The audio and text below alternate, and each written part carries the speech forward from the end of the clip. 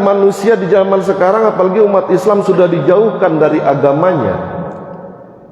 Makanya Allah buka sekarang, mana ahli agama atau orang-orang alim yang betul-betul lurus dalam beragama, mana orang-orang alim yang hanya urusan perutnya dengan cara menjual agama.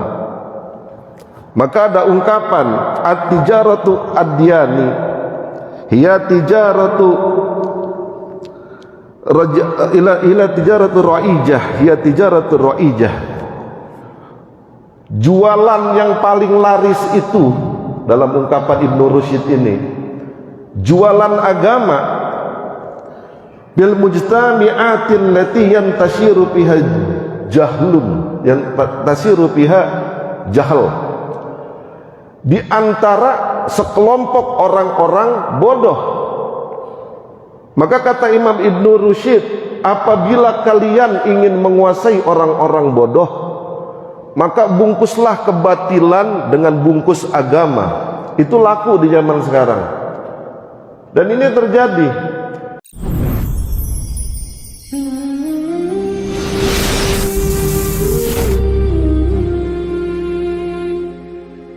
Bismillahirrahmanirrahim. Liridha ilahi ta'ala ala hadhihi niyah wa bikulli niyatin salihah bi barakati umil Qur'an ila hadratin Nabi Mustafa Muhammadin sallallahu alaihi wasallam wa ila hadratil mu'alif kitab risalatul mu'awana al-qutub da'wah al-habib Abdullah bin Alwi al-Haddad, nafa'anallahu bihi wa bi ulumihi wa bi barakatihi bid darin bisiril Fatihah. A'udzu billahi minasyaitonir rajim. Bismillahirrahmanirrahim. Alhamdulillahirabbil alamin arrahmanir rahim maliki yaumiddin. Iyyaka na'budu wa iyyaka nasta'in. Ihdinas siratal mustaqim. Siratal ladzina an'amta 'alaihim ghairil maghdubi 'alaihim waladdallin. Assalamualaikum warahmatullahi wabarakatuh. Alhamdulillah wassalatu wassalamu ala rasul Sayyidina wa maulana Muhammad ibn Abdullah wa ala alihi wa sahbihi wa mawalah. Asyhadu an la ilaha illallah wahdahu la syarika lah wa asyhadu anna sayyidina Muhammadan abduhu wa rasuluhu la nabiyya ba'dah. Allahumma salli ala al-anwar wa siril asrar wa tiril agyar wa miftahil yasar Sayyidina wa maulana Muhammadin al-mukhtar wa alihi al-athhar wa ashabihi adada ni'amillahi wa ibadihi. Ba'du, alhamdulillah, pada malam hari ini kita dapat bermujalasah dan bermuajahah kembali di masjid yang mulia ini setelah menunaikan salat maghrib berjamaah. Mudah-mudahan niat serta langkah kita menuju masjid ini Allah jadikan wasilah diampunnya segala dosa kita, Allah panjangkan umur kita, Allah sehatkan badan kita, Allah limpah ruahkan rizki kita, Allah kabul segala hajat kita, Allah jadikan anak keturunan kita anak keturunan yang soleh dan soleha, Allah jadikan kita orang-orang yang taat di jalan ahli sunnah wal jamaah, dan mudah-mudahan Allah mautkan kita semua di dalam maut husnul khatimah. Amin ya Allah ya rabbal alamin. Salawat teriring salam selalu terhatur dan tercurah kepada junjungan alam Nabi besar Muhammad sallallahu alaihi wasallam, dengan selalu berselawat kepada baginda Nabi yang dengan harapan itu pula kita mendapat syafaat kelak di yaumil qiyamah kelak. Amin ya Allah ya rabbal alamin. Hadirin yang dirahmati Allah, meneruskan kembali pembacaan kitab Risalatul Mu'awanah karya Al-Imam Al-Arif bila Qutbud Da'wah wal Irsyad Al-Habib Abdullah bin Alwi bin Muhammad Al-Haddad Al-Hadrami Asy-Syafi'i. Kita masuk ke halaman 5. Qala al-musannif rahimahullahu ta'ala, pengarang kitab di dalam kitab ini menulis, wa ana astaghfirullah, dan saya memohon ampun kepada Allah, kata penulis kitab, wala aqulu, dan saya tidak mengatakan, inna niyati fi wadi hadhihi risalah maqsudatun ala hadhihi al-maqasidil hasanah diniyah, bahwa niat saya dalam menulis risalah ini, catatan kecil ini, semata-mata terbatas hanya untuk tujuan keagamaan yang baik saja. Kaifa wa anna a'lamu ma indi min syahawatil khafiyah. Apalagi saya mengatakan apa yang ada pada diri saya berupa berbagai nafsu-nafsu yang tersembunyi, wal huzuzin nafsiyati, dan unsur-unsur nafsu, wal iradati dunyawiyah, dan keinginan duniawi. Lalu beliau mengatakan dengan mengutip surah Yusuf ayat 54, Bismillahirrahmanirrahim, wa ma abarri'u nafsi inna nafsa la amaratum bisu illa ma rahimma rabbi inna rabbi ghafurur rahim. Dan aku tidak dari kesalahan, sesungguhnya itu selalu ada kejahatan kecuali nafsu beri sesungguhnya aku pun lagi maha penyayang. Wa nafsu wal aduwu la ya'manu, dan nafsu itu adalah musuh dan akan memberi rasa aman, bahkan nafsu itu musuh yang paling musuhi. Lalu beliau mengutip hadis baginda Nabi Muhammad sallallahu alaihi wasallam, qala Rasulullah sallallahu alaihi wasallam, adawikan nafsuka allati baina jambata, musuh yang paling memusuhimu adalah nafsumu yang ada di antara kedua lambungmu.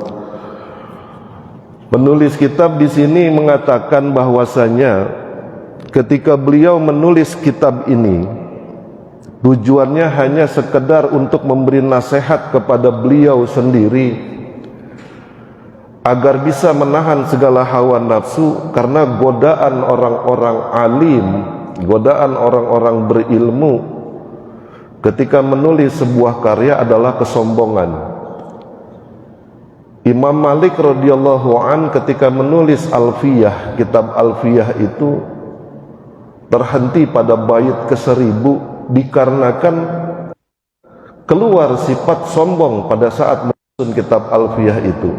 Makanya hanya terbatas pada 1000 dan takut beliau untuk melanjutkan ke bait-bait berikutnya.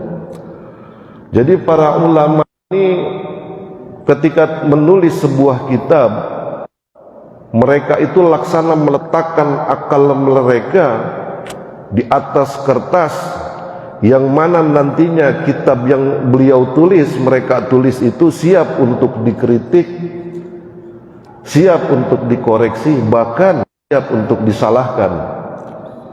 Makanya mereka menulis dengan hati-hati, tidak dengan hawa nafsu, tidak dengan kesombongan, tapi semata demi untuk mengamalkan ilmu mereka dan menjadikan ilmu itu abadi bagi umat tercinta yang mereka sebut dengan umat Islam. Para ulama seperti Habib Abdullah bin Alwi Al-Haddad, beliau ini adalah seorang sufi atau seorang ulama yang memang sudah masyhur dalam hal ketasawufannya, karena beliau merupakan salah satu mujaddid di dalam menghidupkan kembali jalan Thariqah Alawiyah. Thariqah Alawiyah itu dibawa oleh Faqihil Muqaddam dan sempat padam sinarnya, sempat padam gaungnya di masa-masa sebelum lahirnya Imam Abdullah bin Alwi Al-Haddad. Lalu oleh beliau Thariqah itu dihidupkan lagi. Dan salah satu ciri dari Thariqah Alawiyah adalah dengan menuntut ilmu. Menuntut ilmu yang dibarengi dengan tazkiyatun nafs, pembersihan diri dari segala hawa nafsu yang tercela. Maka beliau di rata-rata di tulisannya selalu memohon kepada Allah agar dijauhkan dari hawa nafsu kesombongan. Karena sesungguhnya ketika beliau tadi mengutip surah Yusuf ayat 54, di situ ada kalimat innan nafsal la'amaratun bisu, sesungguhnya nafsu amarah, nafsu jahat yang ada pada diri manusia itu selalu membawa manusia menuju kejahatan. Makanya kata Nabi tadi, di antara kedua lambungmu, artinya nafsu amarah itu ada di perut. Maka perhatikan, ketika nafsu amarah sudah menguasai manusia demi untuk mengenyangkan perutnya, maka yang haram pun jadi halal. Segala cara dicari untuk mengenyangkan perut demi untuk memenuhi hawa nafsu. Makanya ulama itu menjadi perbedaan antara hawa nafsu dan syahwat. Jadi hawa nafsu dan syahwat ini adalah merupakan satu kesatuan, yang mana syahwat itu adalah produk dari hawa nafsu. Wasyahwatu mukhtasatun bin naili lazatil fasarat syahwah min nata'ijil hawa wahya akhasu wal hawa. Jadi di sini syahwat itu berkaitan khusus dengan dirasakannya kenikmatan. Dengan demikian adalah hasil produk dari hawa nafsu. Sedangkan hawa nafsu merupakan cikal bakal yang lebih umum.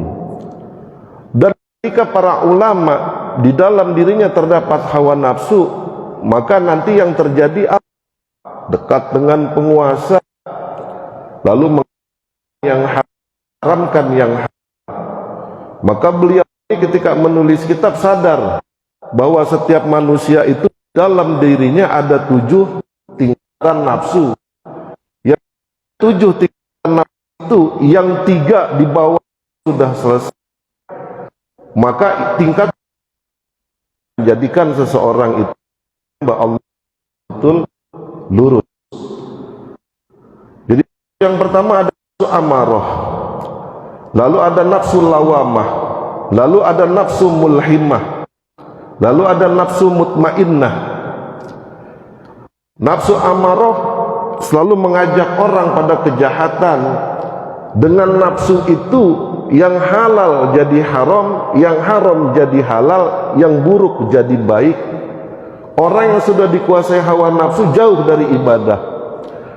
Dikuasai hawa nafsu amarah itu jauh dari ibadah dan tidak akan mengenal Tuhannya. Lalu ketika sudah dibersihkan nafsu amarah, maka nafsu itu akan naik menjadi nafsu yang namanya nafsu lawamah. Pada tingkatan ini pun orang masih labil keadaannya. Kadang dia sholat, kadang tidak, kadang rajin zikir, kadang tidak, masih 50-50. Lalu naik kepada nafsu mulhamah, nafsu yang diberikan ilham oleh Allah. Di dalam tingkatan nafsu ini seseorang sudah mulai terjaga. Mau melaksanakan yang jahat, berpikir takut kepada Allah. Mau melaksanakan yang haram, takut kepada Allah. Setelah selesai meredam yang 3 nafsu ini, maka naik kita kepada tingkatan nafsul mutmainnah, nafsu yang tenang. Makanya kata Allah, ya ayatuhan nafsul mutmainnah irji'i ila rabbiki radiyatan mardiyah. Jadi kalau sudah naik ke nafsu mutmainnah, mereka pasti akan naik lagi sampai ke radiyah, sampai ke mardiyah.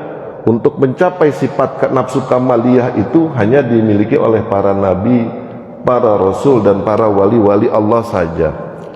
Kalau kita ini yang ada di sini bisa saja sampai masuk ke tingkatan mulhamah, itu sudah paling bagus. Makanya sebagai manusia, para ulama, ahli sufi, para ahli-ahli tasawuf itu selalu memerangi nafsu. Makanya lingkup ilmu tasawuf itu ilmu untuk mengendalikan hawa nafsu yang ada di diri kita, bukan ilmu untuk mencari kesaktian, ilmu perdukunan, bukan. Memperbaiki hati, zahir dan batin. Jadi itu lingkup ilmu tasawuf. Karena beliau penulis kitab ini orang tasawuf, maka beliau sadar akan jerat, akan bahayanya potensi dari hawa nafsu, apalagi hawa nafsu amarah. Lalu yang berikutnya, al-wa'idul warid fi haqqi man yaqulu la yaf'al fi qouli Rasulillah sallallahu alaihi wasallam yu'maru bil alim ilan nar fatandaliku aqtabu batnihi fayaduru biha fin nari kama yadurul himaru birroha fayajtamau alaihi ahlun nar.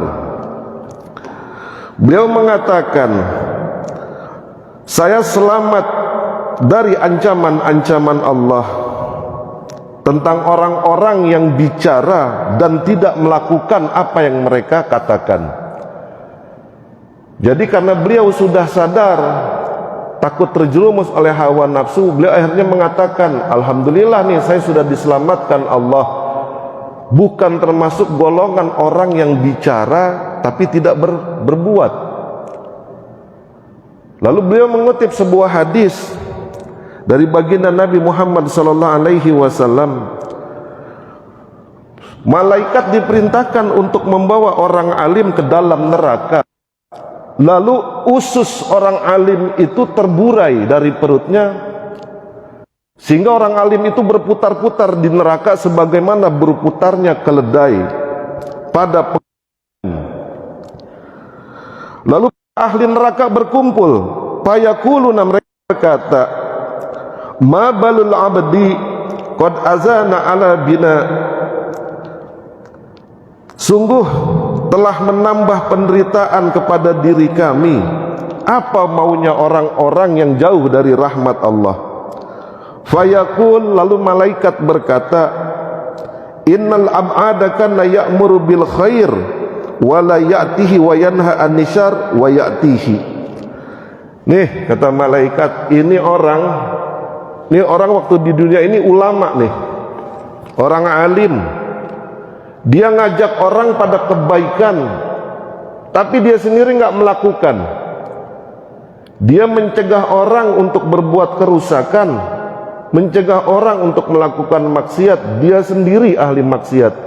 Maka saksikan nih, disiksa oleh Allah, terburai perutnya di dalam neraka, berkeliling berputar di dalam neraka, sehingga berkumpul ahli neraka menyaksikan bagaimana buruknya ulama ketika mendapat siksa di neraka. Saat di dunia lisan dan perbuatannya itu tidak konsisten.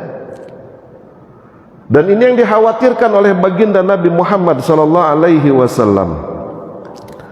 Lalu baginda Nabi berkata, wa qala marartu lailatal isra birrijalin tuqradu sifahuhum bimaqarida min narin faqultu man antum qalu kunna na'muru bil khair wa la na'tihi wa nanha anil anisyar wa na'tih.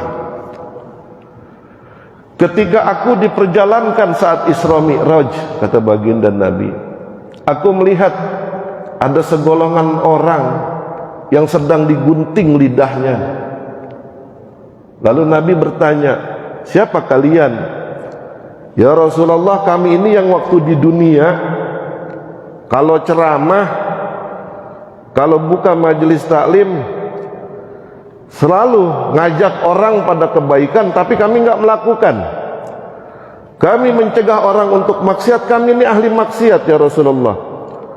Jadi Rasulullah itu menyaksikan bagaimana orang-orang munafik, bagaimana orang-orang yang berkesing agama ini menjual agama kepada orang-orang bodoh, yang akhirnya mereka akan mendapat konsekuensi ketika di yaumil kiamah. Lalu disebutkan oleh beliau lagi, wa hadzal wa'idi innama yatahaqqaqu fi haqqi may yad'u ila Allah 'ala niyati dunya wa yahusu 'alal khair wa huwa musirun 'ala tarkih. Dan ancaman ini hanya diterapkan pada orang-orang yang ke jalan Allah dengan niat dari keadaan, lalu meninggalkan itu. Wa yuhziru minasy huwa musirun ala fi'lihi, dan dia melarang dari kejelekan tapi dia terus menerus melakukan kejelekan. Lihirya wa syu'mah wa sum'ah, dan ia melakukan hal itu karena timbulnya patria dalam dirinya dan karena ingin populer atau ingin tenar. Dalam ayat ini saya teringat dengan ucapan Imam Sufyan Tsauri. Beliau itu membagi ulama menjadi 3 golongan.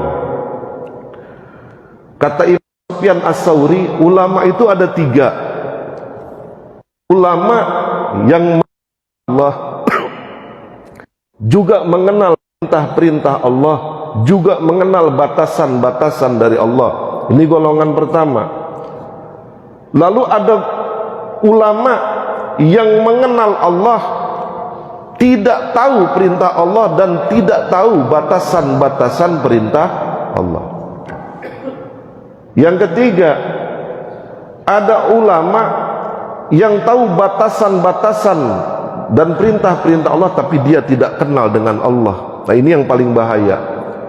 Ini yang disebut dengan al-ulama su, ulama yang buruk. Ulama yang mengajak orang pada kebaikan tapi dia jauh dari kebaikan. Nggak, melarang orang pada keburukan tapi dia sendiri melakukan keburukan. Dan ini sudah ada di tengah-tengah kita. Apalagi sekarang media sosial itu, setiap berita yang viral tentang urusan tokoh agama itu naik langsung, naik ratingnya tuh. Karena tadi manusia di zaman sekarang, apalagi umat Islam, sudah dijauhkan dari agamanya. Makanya Allah buka sekarang mana ahli agama atau orang-orang alim yang betul-betul lurus dalam beragama, mana orang-orang alim yang hanya urusan perutnya dengan cara menjual agama. Maka ada ungkapan at-tijaratu ad-diyani hiya tijaratu ila tijaratu ra'ijah, hiya tijaratu ra'ijah. Jualan yang paling laris itu, dalam ungkapan Ibnu Rusyid ini, jualan agama bil mujtami'atin lati yantashiru fiha jahlun, yang tasiru fiha jahl, di antara sekelompok orang-orang bodoh. Maka kata Imam Ibnu Rusyid, apabila kalian ingin menguasai orang-orang bodoh, maka bungkuslah kebatilan dengan bungkus agama.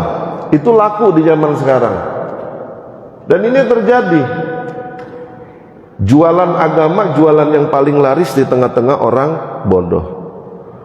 Makanya ulama yang dimaksud oleh Imam Abdullah bin Alwi Al-Haddad ini, ulama yang hanya mencari kepentingan dunia, mencari kedudukan, mencari popularitas, demi untuk perutnya, demi untuk kelompoknya, demi untuk golongannya.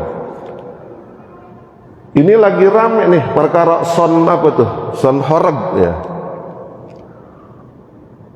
Ulama yang lurus-lurus itu setuju semua bahwa son horeg itu haram. Ada perbedaan lagi haram. Dari 5 sisi haram itu.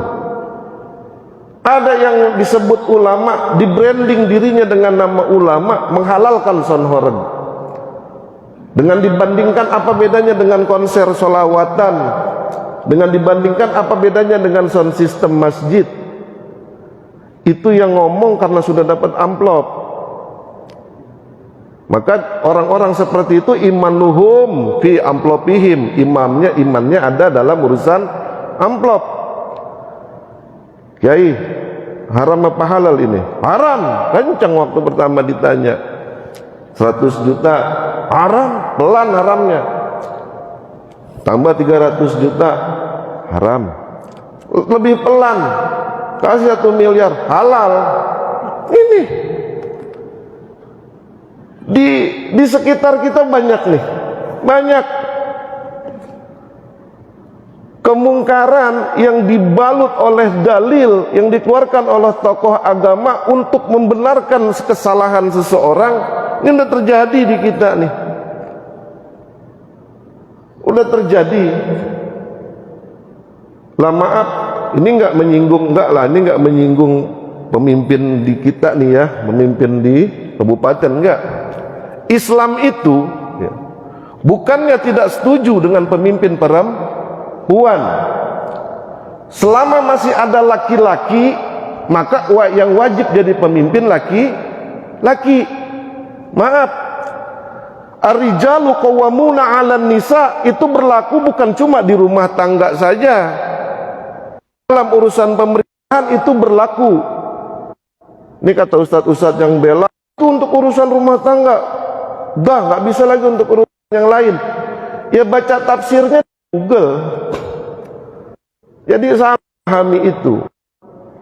Ya kalau saya ditanya, boleh nggak perempuan jadi pemimpin? Nggak boleh, karena masih banyak laki-laki yang cerdas, yang pintar, yang soleh.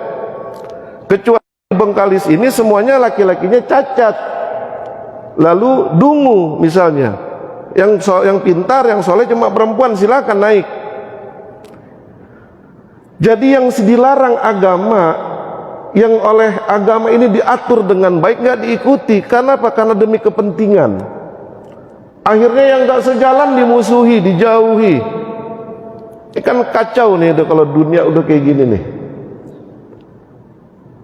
Gimana Tat? Nggak boleh perempuan jadi pemimpin. Turun Fortuner 1 boleh? Gitu. Jadi kalau seorang ulama sudah berani menjual ayat-ayat Allah dengan murah, maka balasannya nanti di yaumil kiamah tadi, dengan usus terburai, berputar dia di dalam neraka. Maka kata Allah, wala tashtaru bi ayatis samanan qalila, jangan engkau jual ayat-ayatku dengan harga yang rendah, dengan harga yang murah, dengan harga yang sedikit, jangan. Makanya ini warning. Ulama terbagi menjadi dua. Ada ulama dunia, ada ulama akhirat. Ulama dunia ini yang mana?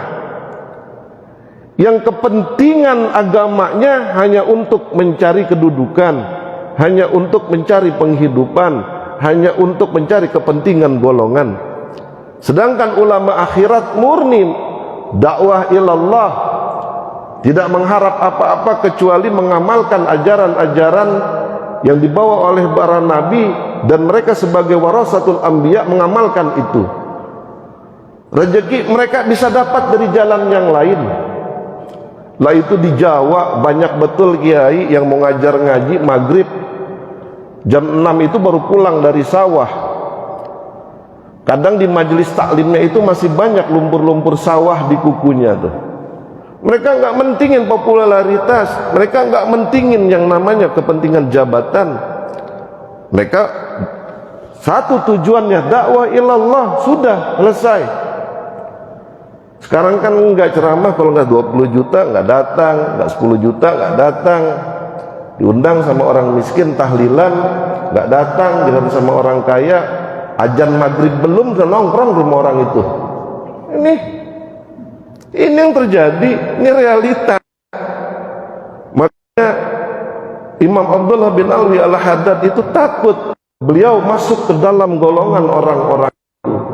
Jadi isi yang dituliskan oleh di sini bukan untuk kita sebetulnya. Beliau sedang sendiri. Makanya luar biasa isi kitab ini. Makanya kalau orang-orang yang mengaku diri mereka pengikut Thariqah Alawiyah, pengikut yang dibawa oleh para habaib, mereka wajib menghatamkan kitab ini. Karena ini salah satu kitab panduan mereka dalam bertasawuf, dalam Thariqah Alawiyah.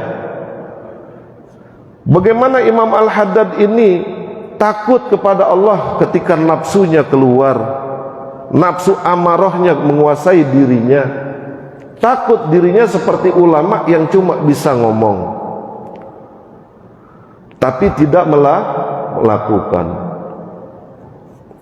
Hai orang-orang yang beriman, dirikanlah sholat, tunaikanlah zakat. Mereka sendiri sholatnya lalai, zakat nggak pernah.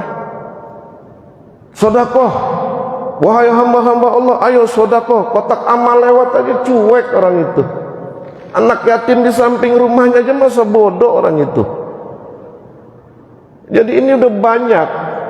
Makanya ini kalau kita bacakan kitab ini, para asatiz, para ulama baca kitab ini ngena di dalam diri mereka nih, termasuk saya. Jadi artinya apa? Ada pembelajaran. Jangan ulama, di luar ulama, orang-orang biasa itu kalau ngomong gak ada contoh, malas. Seorang bapak nyuruh sholat sama anak istrinya di rumah. Sholat, kata bapak. Bapaknya sendiri gak sholat, bagaimana anaknya mau sholat? Nyuruh istrinya sholat, dia asik slot judi domino. Mana mau anak istrinya sholat? Gak ada contoh dari orang tuanya. Jadi ada riwayat. Ini contoh dari baginda Nabi dalam hal kecil. Rasulullah itu pernah kedatangan orang ibu yang membawa anak. Ya Rasulullah, anakku ini kalau makan kurma nggak kurang kilo sekilo, 2 kilo selesai ya saya nih. Solusinya ya. Rasulullah langsung berpikir, saya pun doyan korma, saya pun setiap hari makan korma banyak, kata baginda Nabi. Lalu apa kata Rasulullah? Kembali lagi ya bu, nanti sampai minggu depan. Balik lagi bu kemari. Jadi rupanya dalam waktu 1 minggu itu baginda Nabi mengurangi dirinya untuk makan kurma. Itu hebatnya baginda Nabi. Dia mau ngomong ke anak kecil jangan banyak-banyak makan kurma, kurangi. Beliau dulu mencontohkan di dirinya. Dikurangi sama beliau makan kurma. Ketika datang lagi sama anaknya, ibu itu dikasih tahu sama baginda Nabi, jangan banyak-banyak makan kurma, kurangi ya nak ya. Sambil didoakan oleh baginda Nabi, mujarab. Memang berhenti anak tuh makan kurma terlalu banyak. Itu contoh hal kecil saja. Pemimpin kita Nabi Muhammad SAW nggak mau asal ngomong, nggak asal ngomong, dicontohin dulu di diri dia. Apalagi sekarang seorang ulama yang omongannya itu didengar, yang fatwanya itu dipakai, yang nasihatnya itu diminta oleh umat. Tapi bagaimana kalau dia sendiri mengkhianati ucapannya? Maka balasannya luar biasa. Makanya kata baginda Nabi dalam hadis riwayat Imam Ibnu Asy-Syakir,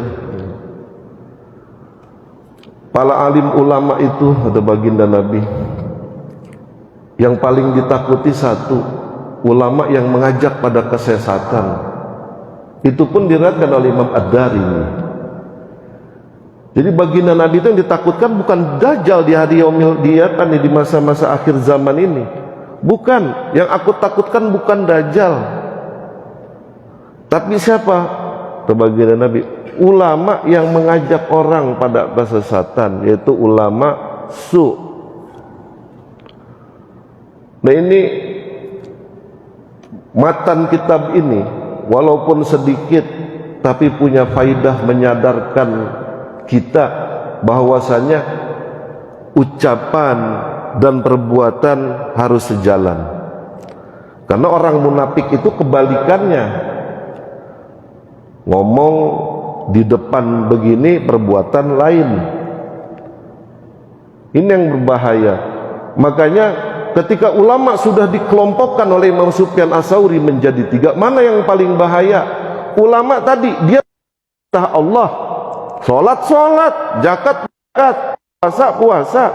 Dia tahu batasan dari Allah, mana halal, mana haram, mana mubah, tahu. Tapi dia nggak kenal sama Allah, nggak takut sama Allah. Sholat haram dihajar juga. Sholat tetap saja ketika disuap untuk menentukan suatu hukum yang halal jadi haram, yang haram jadi halal, dihajar juga. Disogok, disuap untuk menyatakan yang batil itu hak, yang hak itu batil, dihajar juga. Ini yang disebut dengan al-ulama su, ulama buruk. Jadi sebetulnya batasannya itu bukan cuma itu saja, bukan cuma hal-hal yang besar, yang kecil pun. Nasihat kepada umat, sebelum kita sampaikan kepada umat, sampaikan dulu kepada anak istri, keluarga. Itu jamaah tabligh, ya. Jamaah tabligh itu punya metode dakwah tuh seperti itu. Mendakwahkan dulu keluarganya, tetangganya, baru dia keluar. Lah kita seperti itu, kalau mau ngasih tahu orang seperti saya ini, mau ngajak orang kepada kebaikan, tapi anak istri saya belum saya ajak kepada kebaikan, sama saja saya menjadikan anak istri saya itu bagian dari kejahatan hati saya. Karena tadi ku angkusakum wa ahlikum naro, jagalah dirimu dan keluargamu dari api neraka. Jaga dulu keluarga. Makanya ulama itu berada di mana? Di keluarga. Bahkan kata Imam As-Suyuti, orang alim itu, orang alim nih kata Imam Suyuti, itu asing di mata keluarga tetangganya. Kalau sama orang dia di, tapi kalau di keluarga ini orang alim, di tetangga dia nggak kenal orang. Kenapa? Karena orang dekat itu dekat, ucapannya pasti Allah itu. Lebih suka dengar yang lain. Kapan itu berlaku keluarganya dan tetangganya. Nah, apa kita ambil dari dua kitab ini? Yang pertama, sebagai umat Islam, kita harus mengenal nafsu-nafsu sendiri. Nafsu yang paling dasar dalam diri kita yang selalu mengajak pada kejahatan namanya nafsu amarah, adanya di perut. Orang maling gara-gara bela perut, korupsi gara-gara bela perut. Lalu nyogok untuk bela perut. Semua kejahatan di muka bumi ini berujung pada perut. Maka baginda Nabi di antara dua lambung. Jadi kalau kita sudah mengetahui hawa nafsu-nafsu yang ada dalam diri kita, dengan seperti itu kita belajar untuk bisa mengendalikannya. Yang kedua, kita mengetahui mana batasan ulama-ulama yang baik, mana batasan ulama-ulama yang jahat. Jadi ulama yang baik bukan cuma ngomong, bukan cuma ngajak, bukan cuma menasehati, tapi melakukan apa yang dia ucapkan, melakukan apa yang dia nasihatkan, melakukan apa yang dia ajak seru kepada umat. Demikian, subhanakallahumma wa bihamdika asyhadu an la ilaha illa anta astaghfiruka wa atubu ilaik. Allahumma anfa'na bima 'allamtana wa 'allimna ma yanfa'una. Allahumma zidna ilman warzuqna fahman birahmatika ya arhamar rahimin. Wallahul muwaffiq ila aqwamit thoriq. Assalamualaikum warahmatullahi wabarakatuh.